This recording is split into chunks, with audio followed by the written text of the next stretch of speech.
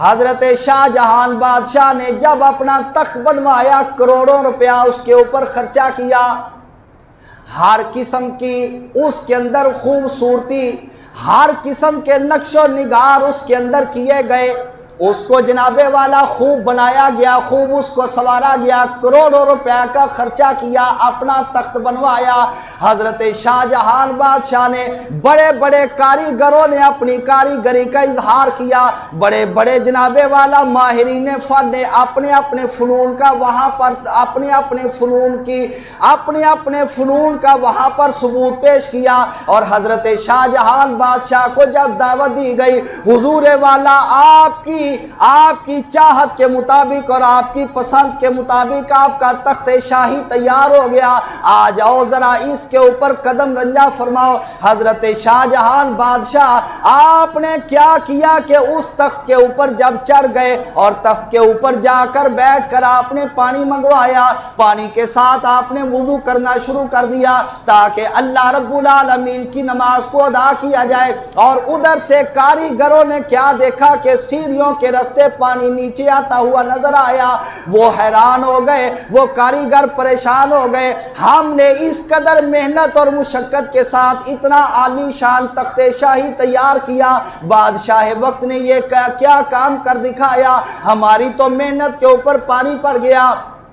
شاہ جہان بادشاہ کہنے لگا، او کاریگروں، او مزدوروں، محنت اور مشقت کرنے والوں، میں تمہاری پریشانی کو سمجھ گیا ہوں، تم نے اپنی ذمہ داری کو پورا کر دیا، تم نے اپنی محنت کو پورا کر دیا، پریشان ہونے کی ضرورت نہیں، حیران ہونے کی ضرورت نہیں، گھبراؤ نہیں، تم نے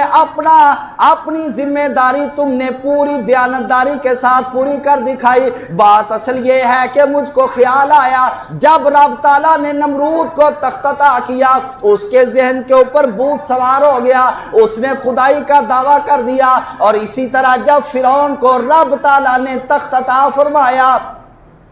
اس کو بھی تخت شاہی ہضم نہ ہو سکا، اس نے بھی خدائی کا دعویٰ کر دیا اور اس نے اعلان کر دیا، انا ربکم الاعلی، میں تمہارا سب سے بڑا رب ہوں، تمہارا سب سے بڑا رب میں ہوں۔ اس نے اپنا بڑا خدا ہونے کا دعویٰ کر دیا، اور اس کے پیچھے وجہ یہ تھی کہ اس کو تخت شاہی کی عزت راس نہیں آ سکی تھی۔ میں نے سوچا کہ یہ تخت شاہی بڑے بڑوں کا خانہ خراب کر دیا کرتا ہے، یہ تخت شاہی کا نشہ ایسا نشہ ہے جس بندے کے ذہن کے اوپر سوار ہو جائے اس کی دنیا بھی برباد ہو جاتی ہے، اس کی آخرت بھی برباد ہو جاتی ہے۔ کیوں نہ ہو کہ میں اس تخت کے اوپر آؤں اور سب سے پہلے وضو کر کے اپنے رب العالمین کے حضور اس کی نماز ادا کروں، اور نماز کے اندر سجدے میں سر رکھ کر، فرعون نے تو کہا تھا انا ربکم الاعلی، میں اپنے رب کو راضی کرنے کے لیے صدا بلند کروں گا، سبحان ربی الاعلی،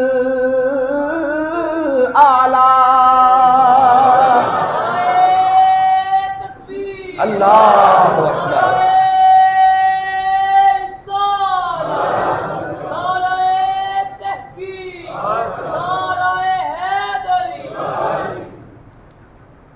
اس نے اعلان کیا تھا انا ربکم الاعلی، میں صدا بلند کروں گا سجدے کے اندر اپنی پیشانی کو زمین کے اوپر رکھ کر، سبحان ربی الاعلی، کہ میں تو اس تخت کے قابل نہیں تھا، لوگوں گواہ ہو جاؤ، میرا رب وہ بڑا بلند ذات ہے جس نے مجھ کو اس تخت کے اوپر بٹھا دیا ہے۔